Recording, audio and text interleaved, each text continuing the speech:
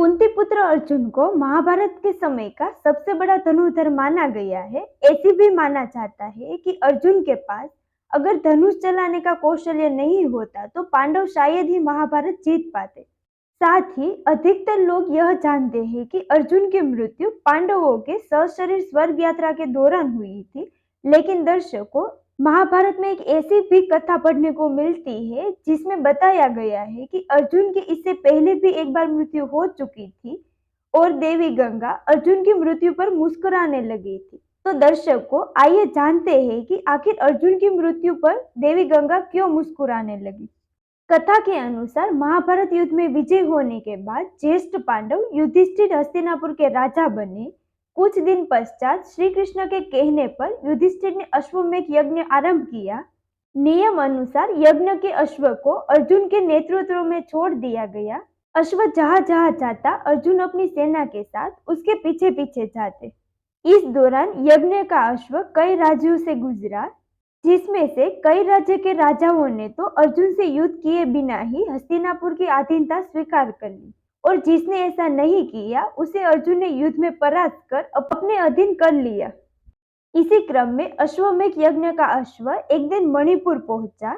उस समय मणिपुर का राजा अर्जुन और चितांगना का पुत्र भृगुवाहन था।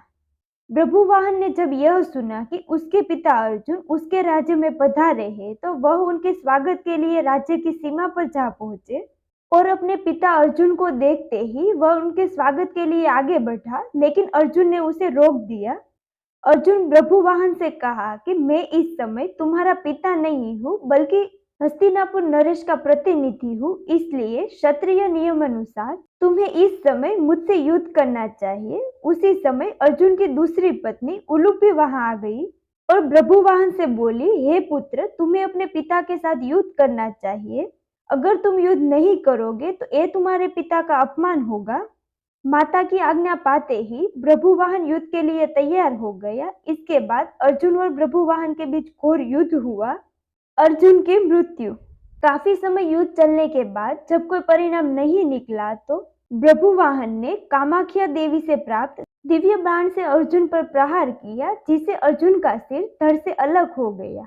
यह देख हस्तिनापुर की सेना में सन्नाटा पसर गया, क्योंकि युद्ध में भृगुवाहन ने अर्जुन से पहले भीम को भी परास्त कर दिया था। इधर यह बात जब श्री कृष्ण को पता चली तो वह तत्काल द्वारका से मणिपुर के लिए निकल पड़े। उधर अर्जुन की माता कुंती भी अर्जुन की मृत्यु की खबर सुनकर मणिपुर के लिए निकल गई।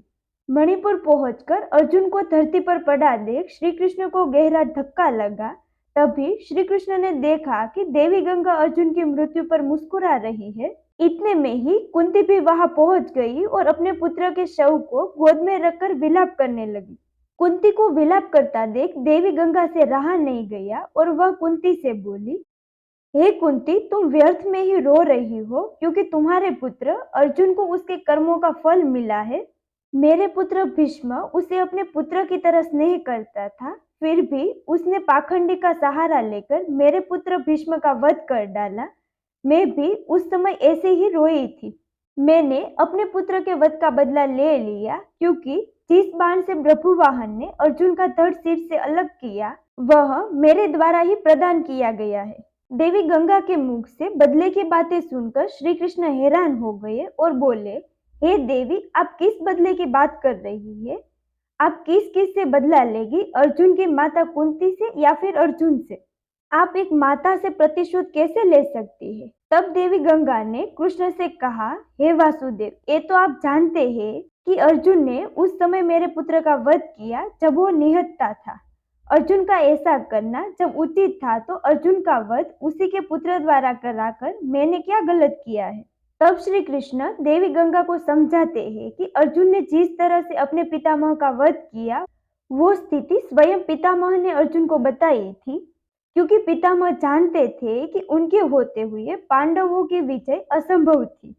इसीलिए उन्होंने स्वयं युद्ध से हटने का मार्ग अर्जुन को बताया था। अर्जुन ने तो भृगुवाहन के प्रहारों को सिर्फ रोका है, स्वयं प्रहार तो नहीं किया। अर्जुन ने तो कामाख्या देवी द्वारा दिए गए दिव्य बाण और आपका मान बढ़ाया है। कृष्ण के तर्क को सुनकर गंगा दुविधा में पड़ गई और श्री कृष्ण से इस दुविधा से बाहर निकलने का मार्ग बताने को कहा। तब जाकर कृष्ण ने देवी गंगा से प्रतिज्ञा को वापस लेने को कहा। फिर देवी गंगा ने अर्जुन के सिर को धड़ से जोड़ने का रास्ता बताया और इसके बाद श्री कृष्ण ने अर्जुन की दूसरी पत्नी और भृगुवाहन की सौतेली मां उलूपी से प्राप्त नागमणि द्वारा अर्जुन को जीवित कर दिया और इस तरह अर्जुन की मृत्यु होने के बाद भी वह जीवित बच गया।